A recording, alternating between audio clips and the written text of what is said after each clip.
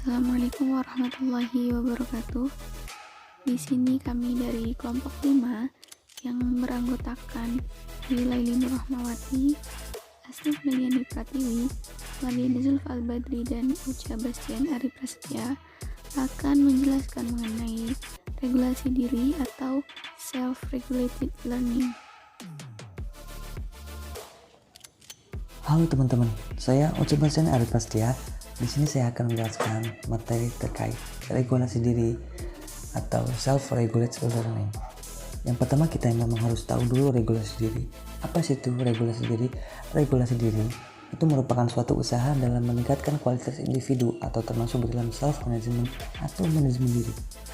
Nah, hal ini sangat berpengaruh kepada kehidupan seseorang yang menerapkan sistem regulasi diri dalam kehidupannya.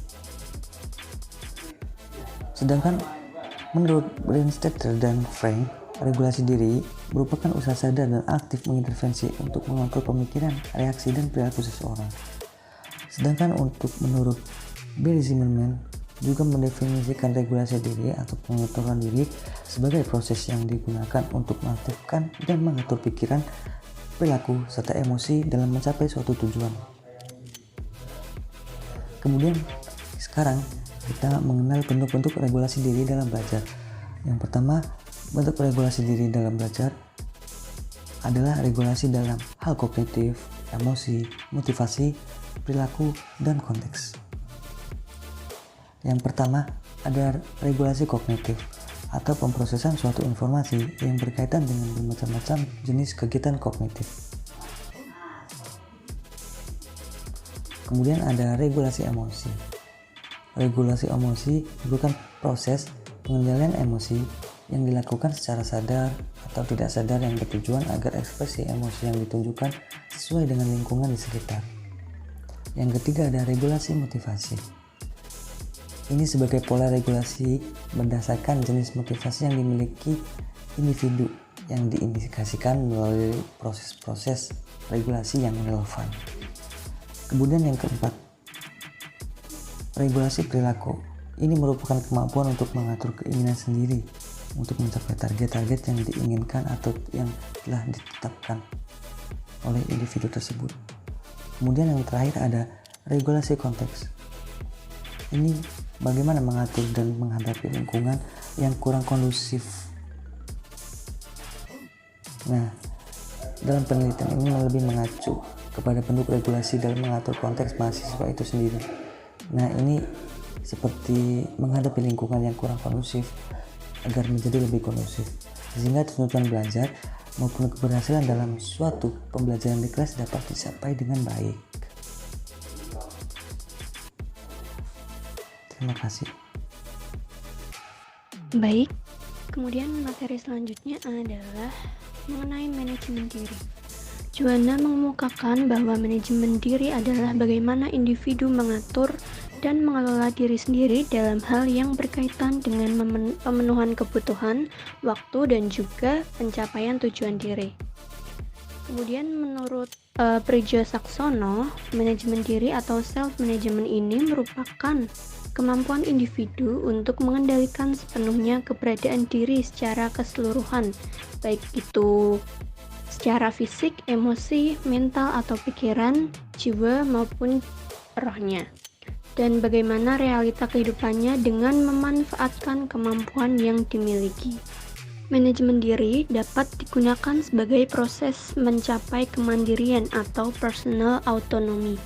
Secara istilah, manajemen diri yaitu menempatkan individu pada tempat yang sesuai untuk dirinya dan menjadikan individu layak menempati suatu posisi sehingga dapat tercapai suatu tujuan. Jadi pada dasarnya manajemen diri itu merupakan pengendalian diri terhadap pikiran, ucapan, dan perbuatan yang dilakukan sehingga mendorong pada penghindaran diri terhadap hal-hal yang tidak baik dan peningkatan perbuatan yang baik dan juga benar. Manajemen diri adalah sebuah proses merubah atau totalitas diri, baik itu dari segi intelektual, emosional, spiritual, dan fisik agar apa yang kita inginkan atau apa yang menjadi tujuan kita itu dapat tercapai. Selanjutnya ada aspek-aspek manajemen diri yang terdiri dari pengelolaan waktu, hubungan antar manusia, dan juga perspektif diri. Yang pertama adalah pengelolaan waktu. Mengelola waktu dapat diartikan sebagai cara mengalokasikan waktu secara efektif dan efisien. Waktu harus dikelola dan dikendalikan dengan sebaik-baiknya agar dapat mencapai sasaran dan tujuan dalam kehidupan dan juga pekerjaan secara efektif dan efisien. Yang kedua adalah hubungan antar manusia. Hubungan antar manusia ini merupakan pilar utama dalam manajemen diri, karena individu selalu berhubungan dengan orang lain dalam hampir semua aspek kehidupannya. Yang terakhir ada perspektif diri. Perspektif diri terbentuk jika individu dapat melihat dirinya sama dengan apa yang dilihat oleh orang lain. Individu yang dapat melihat dan menilai dirinya sama dengan apa yang dilihat dan dipikirkan oleh orang lain, berarti individu tersebut jujur dan nyata dalam menilai dirinya sendiri, sehingga individu tersebut memiliki penerimaan diri yang lebih luas, yang pada akhirnya akan mempermudah individu dalam hal manajemen diri. Tetapi sebaliknya, jika individu tidak dapat melihat dirinya seperti yang dilihat oleh orang lain secara jujur dan sesuai dengan kenyataan, maka akan mengarah pada suatu kebohongan pada diri sendiri, dan individu tersebut akan menciptakan cermin diri yang semu, sehingga individu tidak dapat menerima kenyataan dirinya. Selanjutnya ada bentuk manajemen diri, yang terdiri atas 4 bentuk perbuatan, yaitu sebagai berikut. Yang pertama adalah pendorongan diri atau self-motivation.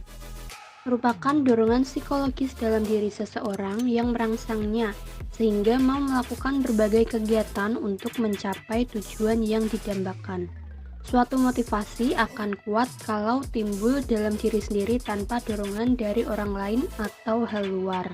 Yang kedua ada penyusunan diri atau self-organization, yang merupakan pengaturan sebaik-baiknya terhadap pikiran, tenaga, waktu, tempat, benda, dan semua sumber daya lainnya dalam kehidupan seseorang sehingga dapat tercapai efisiensi. Efisiensi pribadi adalah perbandingan terbaik antara setiap kegiatan hidup pribadi individu dengan hasil yang diinginkan. Pada pokoknya, penyusunan diri atau pengorganisasian diri adalah merencanakan, mengatur, dan mengurus agar segala hal dalam diri sendiri atau yang menyangkut diri pribadi itu dapat berlangsung secara tertib, lancar, dan mudah. Yang ketiga ada pengendalian diri atau self-control, yang merupakan perbuatan membina tekad untuk mendisiplinkan kemauan, memacu semangat, mengikis keseganan, dan mengerahkan energi agar benar-benar melaksanakan apa yang harus dikerjakan. Melatih kontrol diri itu harus sungguh-sungguh diusahakan dari waktu ke waktu oleh setiap individunya. Yang terakhir, ada pengembangan diri atau self-development. Ini merupakan perbuatan menyempurnakan atau meningkatkan diri sendiri dalam berbagai hal. Pengembangan diri yang lengkap dan penuh mencakup segenap sumber daya pribadi dalam setiap individu.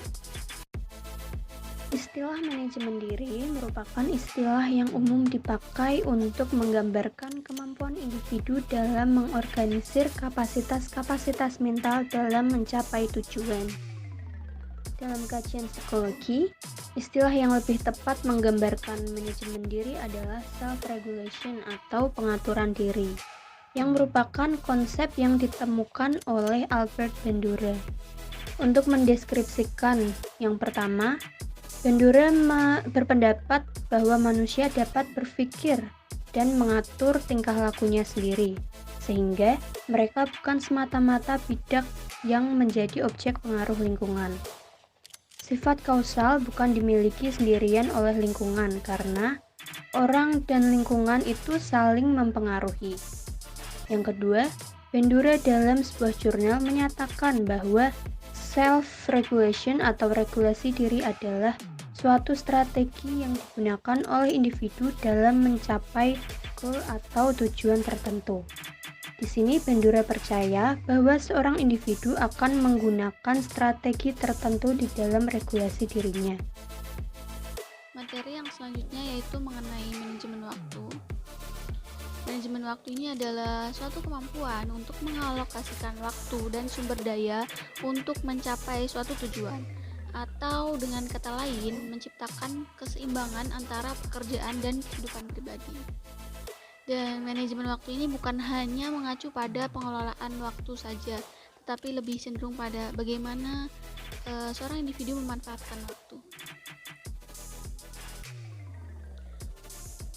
Selanjutnya, aspek-aspek dari manajemen waktu. Yang pertama, menetapkan tujuan dan prioritas, yaitu apa yang menjadi kebutuhan dan keinginan seseorang untuk diselesaikan dan bagaimana individu dapat menempatkan kebutuhan sesuai prioritasnya yang diperlukan untuk mencapai suatu sasaran. Yang kedua, teknik atau mekanika manajemen waktu, yaitu cara-cara yang digunakan dalam mengelola waktu seperti membuat daftar, jadwal, dan rencana kerja. Yang ketiga, kontrol terhadap waktu, yaitu berhubungan dengan perasaan dapat mengatur waktu dan pengkontrolan terhadap hal-hal yang dapat mempengaruhi penggunaan waktu. Selanjutnya, faktor-faktor yang mempengaruhi manajemen waktu. Yang pertama ada faktor dalam diri yang melakukan kesalahan. Faktor ini merupakan faktor yang menjadi faktor utama. Setelah manusia belajar dari kesalahan hidupnya, dengan manajemen, manusia meminimalisir kesalahan di masa lampau. Yang kedua, faktor pandangan hidup. Faktor ini mampu memicu motivasi individu, seperti untuk apa berkuliah, setelah lulus apa yang akan dilakukan. Dengan pandangan hidup yang jelas ini tergambar dalam benak seseorang sebuah masa depan. Yang ketiga, faktor lingkungan. Pada dasarnya lingkungan menjadi barometer kreativitas individu. Dengan fasilitas sekitar atau lingkungan yang memadai, individu mampu mengembangkan kreativitasnya dan memperbaiki manajemen waktu. Selanjutnya, hubungan manajemen waktu dengan self-regulated learning. Manajemen waktu ini sangat berperan dalam pembentukan self-regulated learning. Manajemen waktu yang tinggi akan membentuk self-regulated learning pada seseorang. Individu harus mempunyai komitmen yang kuat pada diri sendiri dalam self-regulated learning, di mana komitmen tersebut semakin kuat apabila individu tersebut mempunyai manajemen waktu yang tinggi. Dengan demikian, manajemen waktu mempengaruhi keberhasilan seseorang dalam mengatur belajarnya, mengatur dan merencanakan waktu untuk aktivitas sehari-hari secara efektif dan efisien.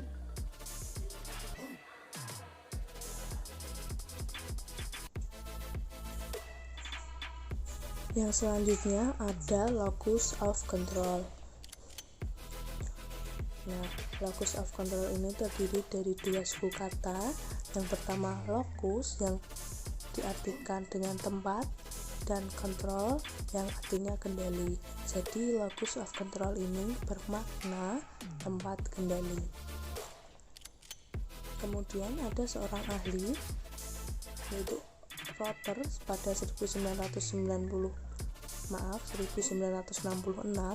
Beliau berpendapat bahwa locus of control merupakan salah satu dari variabel kepribadian yang kemudian diartikan sebagai keyakinan dari individu terhadap kemampuan atau bahkan ketidakmampuan untuk mengontrol nasib sendiri. Jadi locus of control ini adalah derajat di mana individu memandang peristiwa-peristiwa dalam kehidupannya sebagai konsekuensi perbuatannya, atau bisa dikatakan sebab akibat. Ketika seseorang melakukan A, maka akan berakibat seperti ini gitu. Kayak semua yang dilakukan pasti memiliki konsekuensi atau akibat. Kemudian yang selanjutnya ada jenis-jenis locus of control. Nah, jenis-jenis locus of control ini ada dua. Yang pertama ada internal locus of control. Nah, internal locus of control ini adalah kepercayaan pada diri sendiri atas peristiwa yang terjadi. Nah, kan ini kepercayaan pada diri sendiri, berarti kan itu kan internal, kan ada pada diri sendiri. Jadi ketika kita melakukan sesuatu dan hasilnya tidak sesuai dengan ekspektasi yang kita harapkan, nah maka orang tersebut akan beranggapan, oh ini mungkin karena aku yang kurang dalam melakukannya, mungkin aku kurang maksimal, jadi aku mengalami hambatan. Orang yang memiliki internal locus of control akan berpikir seperti itu. Contoh lainnya, ketika seseorang ingin mendapatkan nilai yang bagus ketika ujian, orang tersebut akan belajar dengan semaksimal mungkin.